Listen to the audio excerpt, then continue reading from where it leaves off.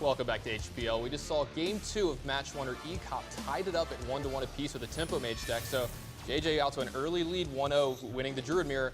ek0p comes right back with the Tempo Mage deck, blistering out of the gate. Just a great draw from him. superjj's draw, not so good. And you know what? He falls down. I mean, he falls to lose that match. We're at 1-1 here. Yeah, the turn 6 was just miserable from superjj. Hero power with Warlock, nothing to play afterwards. It's like probably one of the nightmare spots. Is that going to happen again, or are these players going to be on more of an even footing when it comes at turn 6? Game 3, superjj and ek0p is getting underway. It looks like ek0p is going to be playing what looks like Freeze Mage here. We definitely see a Doomsayer and a Loot Hoarder in his opening hand. That's what you get. But you know what? You know what's a pretty good matchup against Freeze Mage? Rogue. Yeah, I mean, it can be at certain times. It's a matter of Lotheb timing, really, in this match.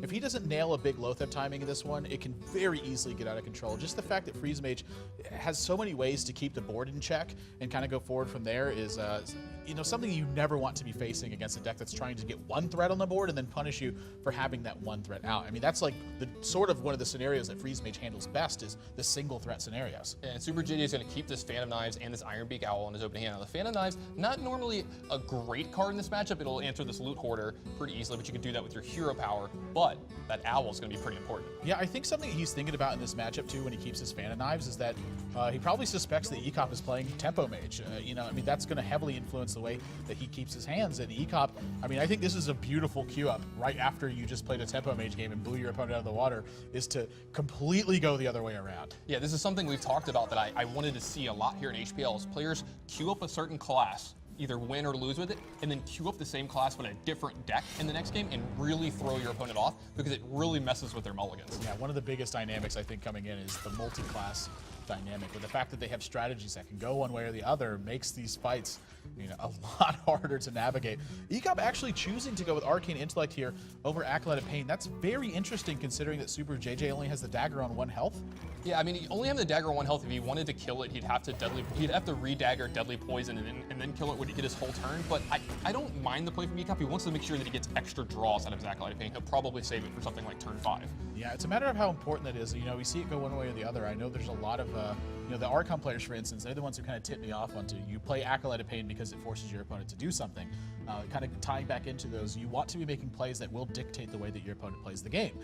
If this Acolyte of Pain had gone unchecked here, he would have gotten plenty of draws from it, but in this spot, he's just favoring picking up extra options and now wanting to utilize the Ice Barriers. With Emperor Thoros on his hand, he's not dying anytime soon, and he's got Ice Block, and he's got plenty more card draw, even got Antique Heal Bot. I mean, so far, this looks like it's advantage to ek0p. And just a clean play from superjj here. He's going to attack ek0p, make sure that isn't Mirror Entity before he plays a Violet Teacher. Violet Teacher, pretty decent card in this matchup. ek0p's hero power can keep it in check, but he doesn't want to use too many removal spells on it, and it could keep advancing his board without putting more minions on the board. Yeah, so likely I think to just be another Ice Barrier turn here. Something else that's kind of interesting is the way that his hand is constructed. Doomsayer might actually end up being used as like a pseudo Ice Barrier, just forcing your opponent to attack it, yeah, and gain 7 health. I mean, he doesn't have any freeze effects in his hand right now, so it can't keep the board completely in check. And, you know, with Emperor Thoros on, he's already got Archmage. He's got plenty of health behind this. It's just, there's so many different ways to play it at this point. And this is really where you see an interesting dynamic between players is the directions that they choose to go given the changing circumstances that they're faced with. Yeah, now this deck was pretty popular before Blackrock Mountain, but I think it really put it over the top. The addition of Emperor Thoros made this deck just so much better than it was before. It was such a popular deck within the pro scene because, you know, you get a lot of, it has a lot of play to it, a lot of decisions every turn, and a lot of players believe the more decisions they get to make in a game and the more decisions they give their opponent, the better chance they have to win if they're a good player. Yeah, certainly something that a lot of professionals want to be in is more options. Usually to them equals more wins. But now superjj is kind of faced with an interesting spot. ek0p's gone with the Acolyte of Pain and hero power here, and that puts him at 8 cards in hand. superjj has an opportunity to deal this Acolyte of Pain 2 damage in succession, and that'll put 10 cards in ek0p's hand and potentially burn a card. But ek0p's at 33, so he needs to start getting the damage rolling at this point. So this turn is particularly interesting because it's whether or not he wants to try to burn a very important card or whether or not he wants to make the push for damage. And frankly, I don't know which one of those scenarios is better. He has Ironbeak Owl to check the Acolyte of Pain, but sort of as you said, it's more in this matchup to do something against Doomsayer. That's really where you want to be. Yeah, it's going to do something against Doomsayer, or just like if they have to put down an Archmage one turn just because they have to do it, it's a good silence target there. That doesn't happen too often, but as you see, JJ is going to actually burn a card from ek0p here, because if you burn the right ones, against Freeze Mage, they have a really hard time winning. Yeah, it can be absolutely devastating. Something like Alex Straza. Frost like Nova and Blizzard picked up. Frostbolt is actually a really critical burn here.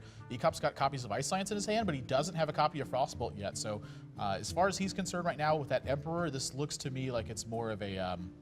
it's Doomsayer more of Frost Nova turn. Yeah, well, I'm talking about specifically about the Ice Lanes. It looks like it's gonna be like fireball fodder in favor of the Archmage right now. And actually, I am a little bit surprised he goes with Frost Nova Doomsayer here because he has turn 6 Emperor and he's already got Archmage in his hand. This turn, he's in my mind anyway, he's pretty much completely safe from what's happening on board. I mean, superjj's got 7 damage available to him, and he's at 26. And if your opponent is forced to attack the Emperor Thaurissan, I think you're sitting in a really good spot. Yeah, you'd definitely be sitting in a good spot. Now let's talk about a little bit of a interesting card here from JJ. You don't always see Ironbeak Owl on all the rogue decks, but it turns out to be a huge card here in this matchup. Yeah, I think this is sort of a nod to the fact that in the HPL format where your opponent can play anything they want, it's just kind of one of these cards is a fail-safe. You can utilize it in a lot of different positions, but the idea is to make sure that against something like Mage that you're not just blown out of the water by a Frost Nova Doomsayer turn. Yeah, it's pretty interesting. You're going to see ek0p play pretty defensively this turn. Like a lot of people might just slam down an Emperor here and just say go, but it's with this much power in play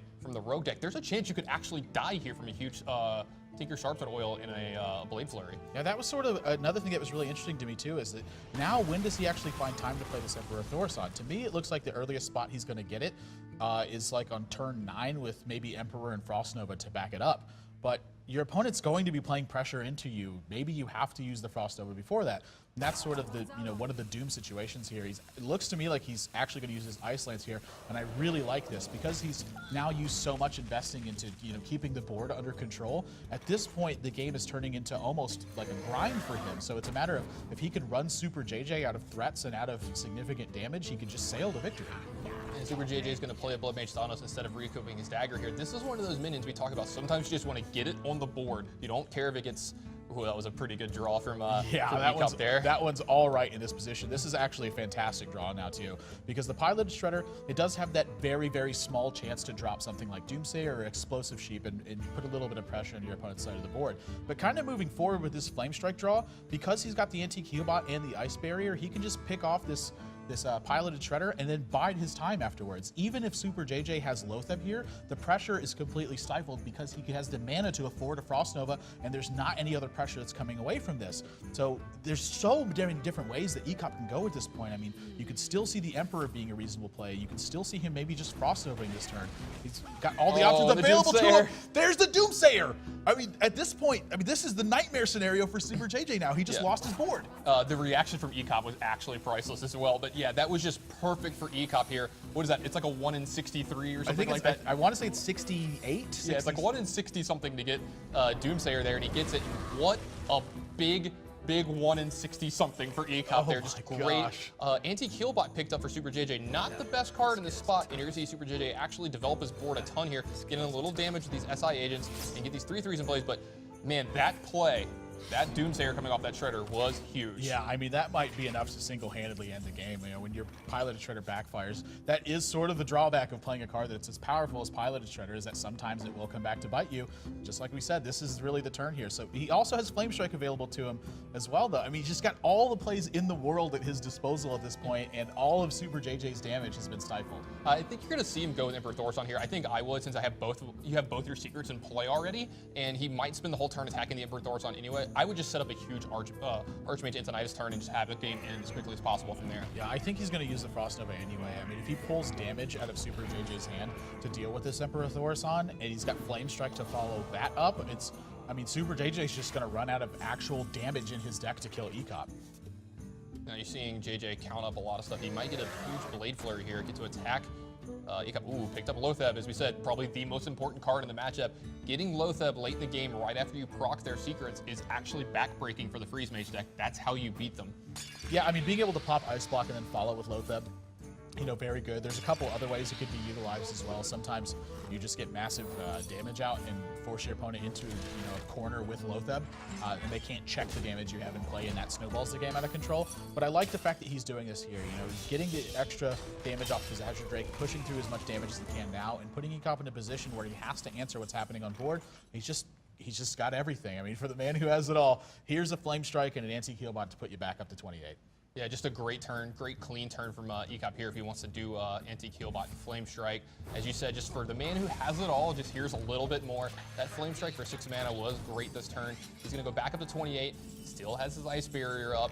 You know what, this backstab, not the greatest. superjj doesn't have any spell damage +1s in play anymore, so he's just going to have to sprint and hope to God it's a really good one here. Yeah, I don't really see this game getting back under his control anytime soon. I mean, ek0p's got Archmage Antonidas +9 damage to throw in. That's going to give him 12 more and also create a high-profile threat that superjj has to deal with. I mean, he does have sap to put it back in ek0p's hand and kind of force him to reinvest that mana, but at that point, I think the damage is already done. Yeah, you're going to see a lot of damage get done this turn, actually, as well. You're going to see Archmage, and I'm pretty sure we're going to see a Fireball and a Frostbolt get thrown at superjj here. It's going to freeze him, do a ton of damage, and just add more Fireballs to ek0p's hand. This is pretty much going to end the game here. Yeah, I mean, something else to note, though, is that ek0p is out of card draw at this point, and superjj does have an anti-Keelbot in his hand. So if ek0p fails to draw anything relevant in these coming turns, I mean, this is possibly the window for superjj. I mean, this is really the only turn he has that he can get back into this game. Yeah, now he does have the Loatheb looming, so if he wants to get a big he's also got Earthring Farseer in here too. So I mean, you know, we may have spoke a little bit too soon on this one. I didn't suspect this much healing out of his deck. And he's got kind of the tools to answer what's going on. And once again, ek0p has failed to draw any card drawing as the late stages of the game have come across. Yeah, it just all matters if this Archmage stays in play or not this turn. That card is the key here. That's what ek0p's going to win with. He's got 2 Fireballs in his hand, but superjj is at 15 with a lot of heal in his hand, he said. So it's going to matter. Yeah, we're about to say we're going to see a Loatheb this turn, coupled with some healing. Yeah, with the Earthring Farseer and a Sap here. Very clean and good turn from superjj here. ek0p's going to have to reinvest, as you said here. Yeah, the other thing, too, is that now the other Ice Lances in ek0p's deck is totally dead because that was the second Frostbolt from ek0p. The first one got burned, and this Mad Scientist, this is what he needed many turns ago to get this job done. So, you know, there's not a lot of pressure from superjj at this point. Again, ek0p is pretty safe in terms of life total, but you know, I mean, he's got to find the right damage to kill superjj at the same time. I mean, there's a possibility this game might go to fatigue. Yeah, I really think there's a chance this game goes to fatigue if superjj doesn't push really hard over the next couple turns because, as you said, ek0p is out of a lot of his really important resources for the rest of the game, and he doesn't have any extra card draw in his hand, so you're going to see him actually stumble here for the next turn or two, and superjj's hand is pretty good. Yeah, we're just going to see exactly how he wants to apply pressure. He's got plenty of damage in his hand, and again, the anti-Keelbot. But ek0p's got Blizzard, and he's got Doomsayer behind that, too. So on any of the pressure, you know, this is the one window that superjj is free to push. But after that, stuff's going to be checked for a couple turns. Yeah, none of these other plays are super appealing to him. Playing Doomsayer without a way to protect it, you know, without playing the Blizzard in the same time doesn't seem great. He's going to play the Archmage here. That's very interesting if he does. I thought he might want to try to hold on to it since it might be one of the only ways left that he has to win besides an Alexstrasza. Yeah, well, I mean, at this point, his game plan, I think, is quite literally to just grind superjj out of threats and make sure that he can't win the game past there. And, you know, Archmage is one of these cards that superjj has to kill. He cannot let this just sit here on the board. So the ek0p's plan here, it's very distinct, in my opinion, at this point, that he just wants to grind him completely out of threats. You know, it's a pretty reasonable line to victory when you have a couple burn spells and then the Blizzard and the Doomsayer to back it up. Yeah, absolutely. Now, you see these 2 preps in JJ's hand. He needed those a little bit earlier in the game so he could get a huge turn going, but he never really got to. They're not going to do a ton. They're going to make Tinker Sharpsword Oil a little bit cheaper. They'll enable combo the rest of the game. That's going to be what they're going to be regulated to, but it looks like he's going to backstab this Mad Scientist. Nope, he's going to rethink about this. So, yeah, it's going to be interesting to see if superjj can get through enough damage to you know, we're not worried about the fatigue war that we think is going to actually end up happening here. No secret grab here from ek0p. Both Ice Barriers have already been used, and he's got an Ice Block in play already. So he's just going to redagger up, use Tinker Sharpsword Oil, and I think he wants it to fall on the Loatheb is what, you know, I think he may have wanted this to fall, but just going to use Eviscerate and then Loatheb. Maybe 2 Eviscerates are going to be used instead. Wants that 5/5 on board instead.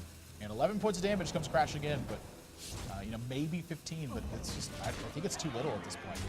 Yeah, ek0p's going to be able to Blizzard Doomsayer here. It's a really good turn for him. Ooh, he's actually got a copy of Explosive Sheep in his deck. Yeah. We haven't seen that in a while. Yeah, that's actually kind of an important draw here, too. I mean, you know, if he does, let's say he doesn't want to play the Doomsayer with this for some reason. I mean, he could just Blizzard, ping the Loatheb and pass, hold on to Doomsayer maybe until he draws another freeze effect and go from there. But I think he also wants the initiative back on his side of the board. Yeah, we just saw 2 Eviscerates come out of superjj's deck, so he knows that this Doomsayer is most likely fine unless there's a sap here. And you know what? If you get to trade this for a sap, I think it feels like a win since you have this Explosive Sheep in your hand. Yeah, oh, a sprint picked up from superjj, but he's very low on cards right now. I may have spoke a little too soon about those preparations not doing anything, but as you said, he's very, very low on cards here. So if it goes to fatigue, he's actually out of cards now. So 4 cards were left in his deck, and That does not look like enough damage to end this game.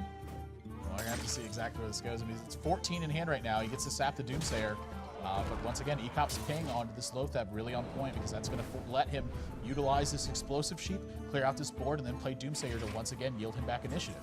Yeah, superjj has a 7-point dagger, but it's not going to be enough. Ooh, ek0p draws an Acolyte of Pain. He has an extra way to draw some extra cards here. This Explosive Sheep's going to get some extra value. Yeah, super nice draw from ek0p here. Really needed to get some extra gas in his hand just to make sure that he can control what's happening on the board. So, 2 more threats are wiped out. Past the anti-heal bot and past the piloted shredder, superjj's got nothing left, and he's got to race against time because as his fatigue adds up, these fireballs could just go straight for the dome. Yeah, the fireballs are going to end up ending this game, and ek0p is actually considering playing Doomsayer here just as like a way to keep superjj from developing his board for one more turn. I think it would actually be a pretty good play, but he might not do it since he picked up the second ice block. Well, the other thing that he knows too is that superjj's got 1 Blade Flurry left in his deck. He's only seen 1 so far. So if he plays the Doomsayer, it just gets swept in a Blade Flurry, and then superjj is free to develop behind it. So, a couple of little things that are going on here, but the fact that he's left this Acolyte of Pain on board, it's not a major threat, but ek0p's getting 2 cards this turn, and that's not where you want to be in his position. And this draw, wow, another really important one for him, but he's got to kill this piloted shredder and then kill what's behind it too. So I wouldn't be surprised to see Fireball here just to keep threats in check. Yeah, he's already getting to fatigue, but he has 2 ice blocks, and there's a copy of actual Fireball, so now that's enough. Yeah, now I think the Fireballs are going to be going for face, and since he doesn't have a way to play around Keystone Mystic ever, he's just going to ignore that it exists and push damage onto superjj's dome here, and he doesn't have a Keystone Mystic or a way to fix against that, so I suspect this is going to spell the end. Yeah, it looks like ek0p's going to go up 2-1 here in his match versus superjj. What a game. It's actually going to come down to fatigue like you predicted halfway through the game. Nice call, Admirable. Well, I mean, it's still not completely over yet. I mean, there's a possibility anti-heal bot gives him just enough life to push through this. But again, he's racing against the fatigue damage. He's taken 2 this turn. He's taken 3 the turn after that. So he can heal put himself up to 18, but he's taken 5, 6 damage after that as well. And ek0p's even struggling here between playing the Mad Scientist or just hero powering. He understands the importance of this damage. And I think at this point, just getting extra threats on board is totally reasonable. But once again, he knows the second Blade Flurry is there. So he's losing both of these minions. Yeah, he's going to lose both these minions, but he has the second ice block in his hand, so I have to feel that he knows he can win this game from here. Yeah, so Blade Flurry is going to bring ek0p down to very dangerous life totals, but again, being able to sit behind ice blocks is a very comfortable position. He even picks up Alexstrasza, so, anti-heal going to bring it back up, but just not quite enough. Actually, he will live this turn if ek0p chooses to just double Fireball and Hero Power. So he's got to play the ice block in this turn, but again, superjj doesn't have a way to check it, so. Yeah, he could also just play the Alexstrasza as well. Yeah, oh, ek0p actually almost out of cards too. Yeah, I think if he plays the Alexstrasza, he's actually just safe, right? Well, it depends on if he's been counting the cards. I mean, he may feel like he's a little bit uncomfortable. I have to believe that fireballing is just the right play here. So, oh, he's going to send him down to 3, actually. So fatigue is going to wipe this game up. superjj going to fall in this one. Wow, what a grueling battle that these 2 guys had. It's a matter of the fact that, in this matchup, ek0p was able to check everything at every step of the way, and superjj couldn't get the pressure to couple with a Lothab and try to shut the game out. Yeah, he had to play the Lothab a little earlier in the game than he probably wanted to. It looked really good that turn, but it's really important to use the Lothab very late in the game after you proc some of these ice blocks to really, really hamper the Freeze Mage deck and get him on that one last turn. And I think we just saw our first fatigue kill here in HPL. Yeah, I think it's the first one we've seen it as well. And something I want to talk about that game in particular because you don't always see games go this long. Usually they'll end around the turn 9, turn 10 mark. Someone usually has a lot of burst damage to couple in here, but this one turned into a very grueling battle. And ek0p's plan in this game actually just turned into killing all of superjj's minions until he could stifle all the pressure and make sure he could follow burn spells towards the end of the game. So I don't know exactly how many minions he killed in that game, but it was a ton. And that's what you see from Freeze Mage, is that it wants to dedicate dealing damage to the board position and not as much as dealing damage to the face. If they get to those late game turns, you will almost always get the damage. It's just a matter of whether or not they can keep the pressure under control. And that's what ek0p's game plan was. He executed that, and that's what picks up that win. Yeah, the real interesting thing for me is go back on the turn where superjj used double Eviscerate to kill a Doomsayer there. If he'd been able to save one of those Eviscerates or both of them in his hand, there might have been a spot for him to actually win the game late in the game, but I'd have to go back and recreate the entire game, see if there's anything different that he can do from there. But that is a spot to go back and look at yourself and see what happened from there. Yeah, I mean, you have to deal with what's on the board there. The Archmage was the one he double Eviscerated. And that threat, like, you cannot ignore it. If he ignores a threat in that position, he will lose the game. So his hand's very forced, and that's what we see time and again is players playing cards that force their opponents to take actions. So ek0p's going to take a 2-1 lead here over superjj now, but again, you can go to the website and check that game out, see exactly what you would have done in that one, and maybe you would have had a few different spots, because there's a lot of interesting stuff that was going on in that game, very high-level stuff. So pvplive.net is where you want to go check that out, and also use that hashtag HPL. Let us know what you thought of that game, if you would have done anything differently, who you're supporting, and what you think that superjj's got to do to turn this one around, because ek0p is on match point, and superjj needs back-to-back wins. Don't go anywhere, guys. When we come back, Game 4. You're watching Hearthstone on PvP Live.